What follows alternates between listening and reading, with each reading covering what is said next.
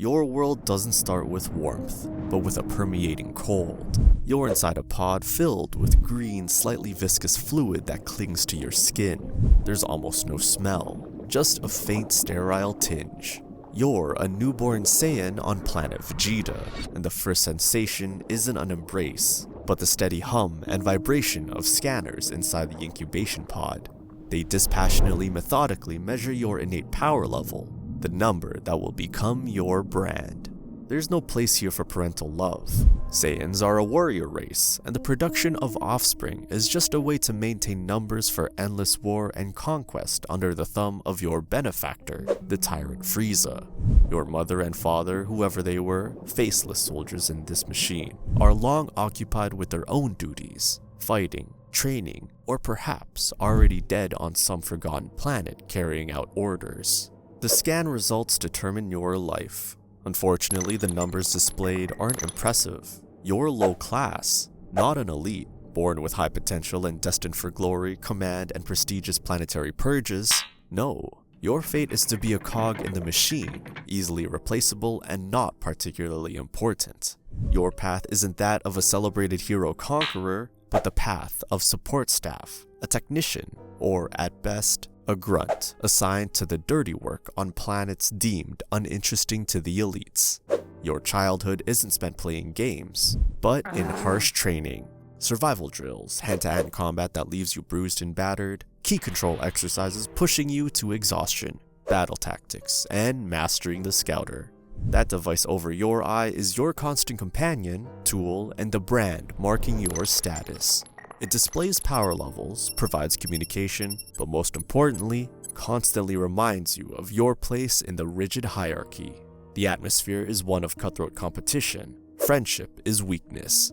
Every Saiyan is a rival. Even in training spars, you feel the rage, the desire to prove superiority, to humiliate the weak. You learn to hate, to fight, and to obey orders. This is your entire life. The only profession forced upon you from birth. And then, the routine is broken. You're summoned.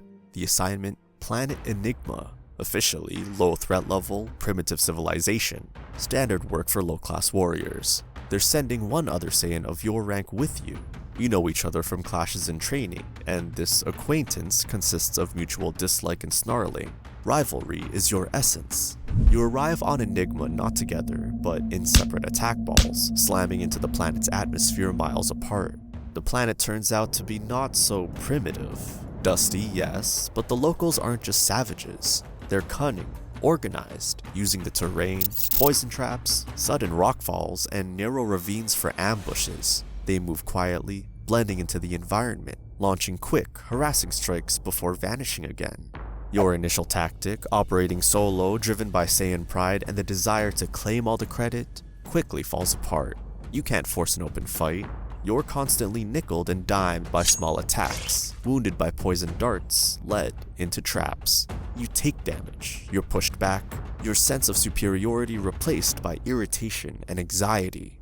Your scouters crackle with danger alerts from multiple directions, making it hard to focus. At this moment, when ignoring the threat becomes impossible and the prospect of dying shamefully at the hands of primitives looms closer, you almost simultaneously catch each other's eyes across the rocks. The same mix of fury, humiliation, and unwillingness to die here is reflected back. Without words, with just a sharp nod, you decide to team up.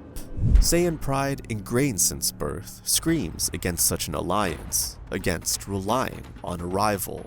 But the cold, merciless survival instinct proves stronger than any dogma. Better to share the glory, or even the shame, than to remain here forever. You start working together, reluctantly, gratingly, your movements initially stiff with mutual distrust. But your combat instincts, honed to automatic responses, take over. A Saiyan is built for battle, their body and mind forged for it, and paired with another Saiyan, even a hated rival, that nature becomes more effective. You begin to instinctively cover each other. One draws fire while the other flanks. One takes a hit, giving the other time to counterattack. Your Saiyan fury, previously directed at each other and the enemy separately, becomes a synchronized, focused force. Hatred for the cunning enemy who forced you to taste the humiliation of defeat starts to outweigh your habitual animosity. In brief gasps between clashes, breathing heavily and checking scouter readings, you throw short, clipped phrases at each other. No longer insults or growls, but quick combat commands, concise tactical observations, warnings. A strange, fragile, almost unnatural sense of battle camaraderie emerges, born not of sympathy, but purely out of the shared mortal threat and the effectiveness of working together. You feel this new, unfamiliar bond begin to anticipate your partner's moves, understand him from a gesture, a glance. With each passing day, your joint efforts yield more results. The enemy suffers losses, their resistance weakens. The planet is nearly conquered. All that's left to crush is the last pockets of resistance and report back to command about the successful, albeit difficult mission completion. But a Saiyan's fate always involves a cruel twist, always brutality. That night, Enigma's massive moon rises. Its light activates something dormant deep within every Saiyan's genetic code. The transformation, the Great Ape.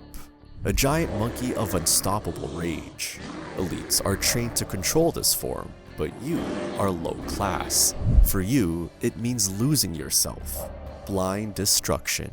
The next day, you come to amid smoking ruins. Your body aches after the transformation.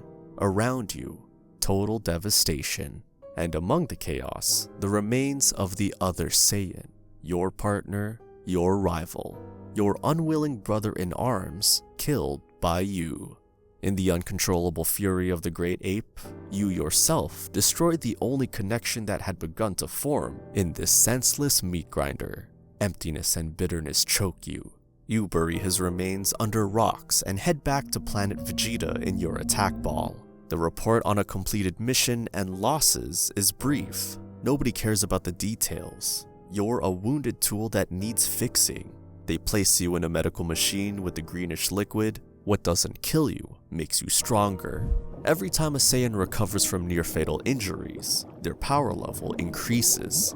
It's called a Zenkai boost. The system actively exploits this, sometimes using Cybermen for near-death training. You're healed not out of concern, but to make you an even more effective weapon after being nearly destroyed. You emerge from the pod feeling a surge of power, but also a growing disgust. You blend back into the gray life of a low-class warrior on Vegeta. Legends circulate about the Super Saiyan, a mythical warrior of incredible power, a golden angel of destruction. A fairy tale to some, hope to others. To you, just another reminder of what you'll never be. You see King Vegeta, proud and arrogant, but understand that even he is just a pawn in Frieza's game, our true master. The entire warrior race is just expendable material for his empire. Being a Saiyan is a life sentence of hard servitude decreed at birth. No choice, no warmth, no future. You are a living weapon, used until you break.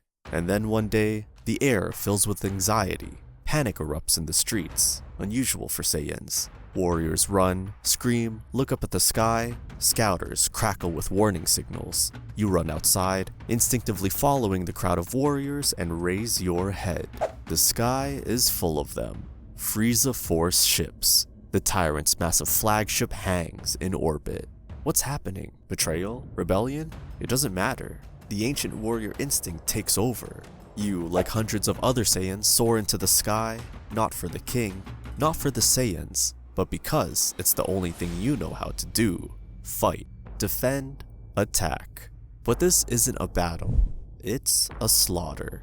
You see elite warriors, the pride of your race, die from a single beam from Frieza's ships. You watch Saiyan attacks simply evaporate before reaching their targets. Helplessness crushes you with its absoluteness.